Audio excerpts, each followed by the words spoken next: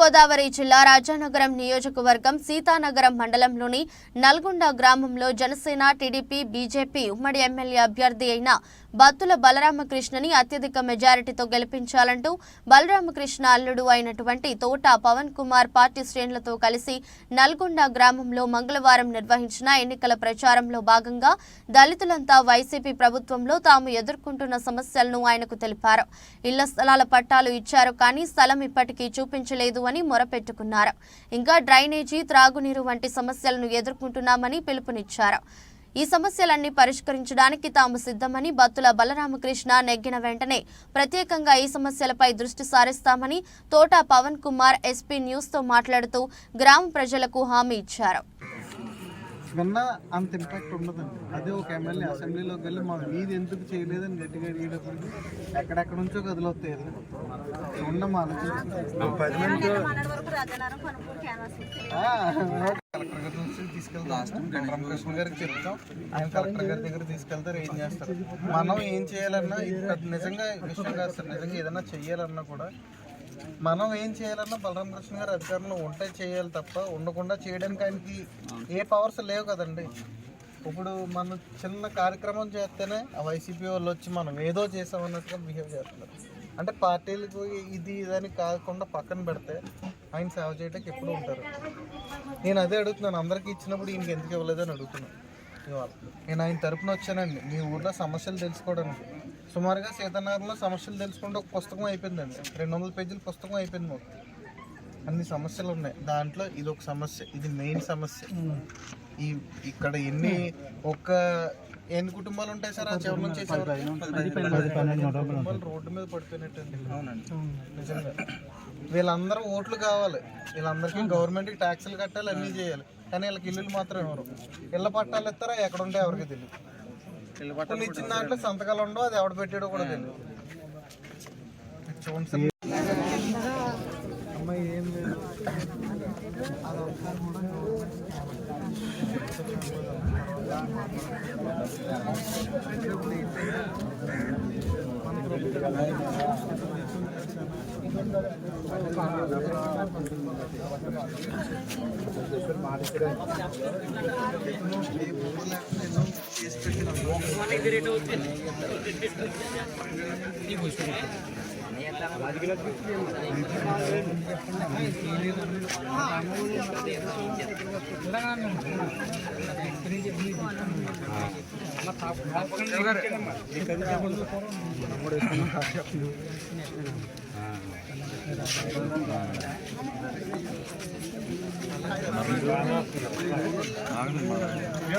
మీరే చదువు చెప్పాలి.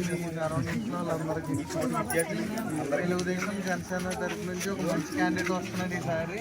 బలరామకృష్ణ గారు దోచుకోవడానికి తినేయడానికి కాదు, ప్రజలకు సేవ చేయడానికి వస్తున్నాడు అని ఒకసారి మేనిఫెస్టో మొత్తం చదివి మీరు అందరికీ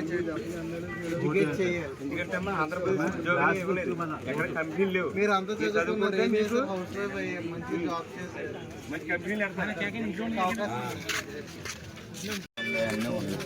కానీ ఇది మాకు స్థలం పట్ట కూడా వచ్చింది. నాకు ఇక్కడ ఉండండి అంటే రైతేమో వాళ్ళు కొంచెం ఎప్పటి నుంచి ఉన్నారు, కొంచెం డాబా కింద పడిపోయిన ఇల్లు కట్టుకుంటుంటే రైతు చాలా ఇబ్బంది వచ్చింది. అయితే ఇక్కడి నుంచి ఇది కూడా ప్రభుత్వానికి ఈ ఊళ్ళో అందరికి పెద్దలు కూడా అందరికి తెలుసు మొత్తం. కానీ మేము దెబ్బలాడుతున్న మేము అంటున్నా వాళ్ళు మాట్లాడతలేదు, పిలవడం లేదు అంటున్నారు తప్ప. మరి ఇది తప్పు అని అని కూడా ఎవడో లేదు. మేము అంతా చెప్పాం, వీడియో కూడా ఇచ్చాం, బర్ల బాబురావు గారు ఇచ్చారు, మొత్తం అంతా వీడియో చూశారు. మొత్తం మండలం ఏంటి ప్రపంచం అంతా ఉంది. ఒక నాయకుడు కూడా స్పందించలేదు. కానీ ఈరోజు మళ్ళీ అయిపోయిందని మా సంవత్సరం మేము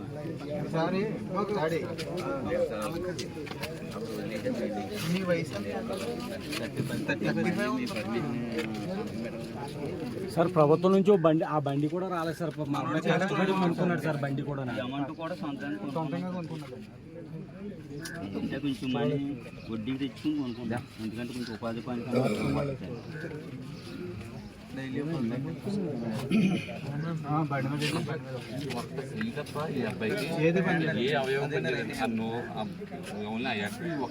అలా కాదండి, మరి బలరామకృష్ణ గారు అందరికి 3 వీలర్స్ ఇచ్చారు కదా, అప్పుడు అప్పుడు ఈ అబ్బాయి విషయం దృష్టిలో గురుగారు దృష్టిలో పెట్టలేదు సార్. అప్పుడు గురుగారు దృష్టిలో పెట్టారు సార్.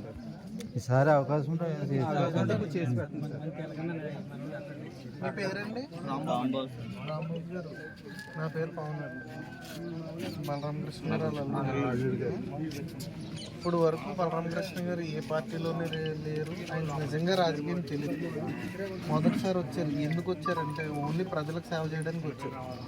ఆయన రాజకీయం చేశారా, లేదంటే వ్యాపారం చేశారా, లేకపోతే సేవా కార్యక్రమాలు చేశారా అని చూసుకుంటే టాప్ లిస్ట్లో సేవా కార్యక్రమాలు ఉంటాయి. ప్రతి ఊరికి వెళ్ళారు, కావాల్సిన వాళ్ళు అందరికీ ఇచ్చేశారు. బిల్డింగ్లు పడిపోయిన వాళ్ళకి వాళ్ళకి హెల్ప్ఫుల్ చేశారు, కాలిపోయిన వాళ్ళకి హెల్ప్ఫుల్ చేశారు. అలా చేసుకుంటేనే వెళ్ళిపోయారు వరదలు ఇబ్బందులు పడ్డ వాళ్ళు. అలాగే ఈ ప్రభుత్వం ఎన్ని అరాచకాలు చేసిందో ప్రతిదాన్ని కూడా బయట పెట్టింది ఆయన. ఏమండి, మాకు ఇవాళ వరకు కూడా ఈ కాలనీ ఎలా ఉందని మాకు తెలియదు. మీరు ముగ్గురు చెప్పారు. ఇప్పుడు దాకా కూడా మాకు నిజంగా తెలియదు.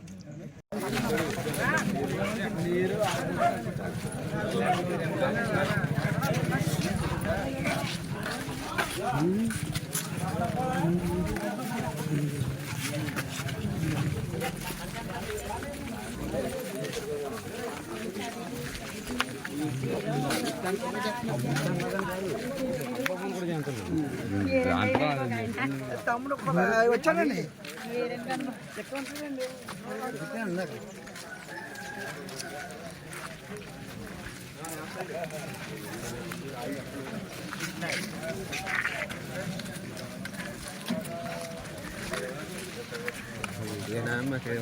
పెళ్లి బ్రదర్స్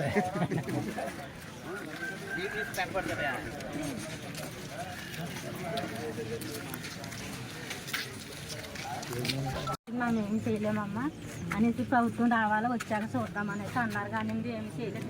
అన్నీ చేసుకుని 2 లక్షలు అయినాయండి కూర్చొని. అమ్మ మీకు ఏమన్నా ఆధారం ఉందా దీనికి? ఉన్నాయి, ఇంటి పన్ను ఉందండి, కరెంట్ పన్ను ఉందండి, అన్నీ ఉన్నాయండి.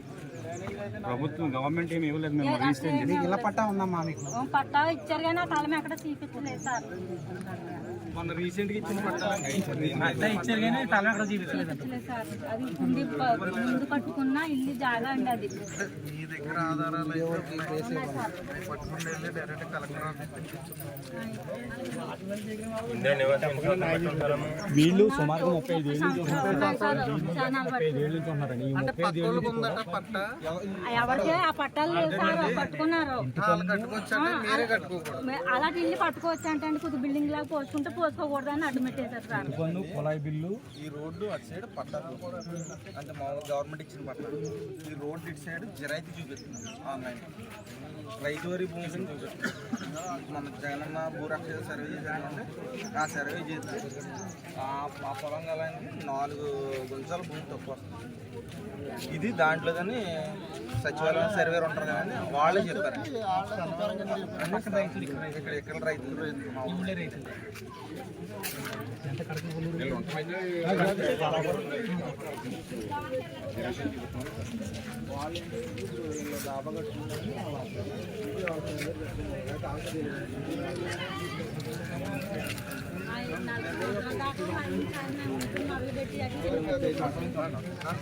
రండి రండి. ఏం చేద్దామంటే మీ దగ్గర ఉన్న బూత్లన్నీ కూడా పట్టుకుని కరెక్ట్ ఆఫీస్ చేర్పించి మీకు న్యాయం చేయాలి కదా.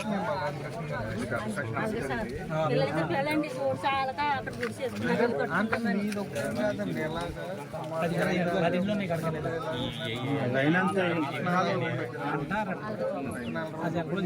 చేసిన గవర్నమెంట్ ఇందులోనే లేదు. అందరిది దిగిపోయినట్టే.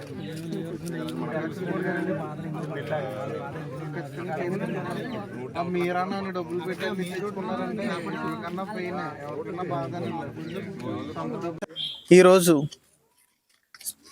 రాజానగరం నియోజకవర్గం సీతానగరం మండలం నల్లగొండ గ్రామంలో జనం కోసం జనసేన పాదయాత్రలో భాగంగా ఇంటింటికి వెళ్ళి ఓట్లు అభ్యర్థించడం జరుగుతుంది. ముఖ్యంగా ఈ నల్లగొండ గ్రామంలో డ్రైనేజీ వ్యవస్థ కానీ, అదేవిధంగా పంచాయతీ ల్యాండ్స్లో ఉన్న ఇల్లులు కట్టుకున్నటువంటి ఇల్లులు సుమారుగా 30-35 ఏళ్ల నుంచి ఇక్కడ నివసిస్తున్నటువంటి ప్రజలు, వాళ్ళకి ఇంటి పనులు ఉన్నాయి, కరెంటు బిల్లులు ఉన్నాయి, అన్నీ కూడా ప్రూఫ్లు కూడా ఉన్నాయి వాళ్ళకి.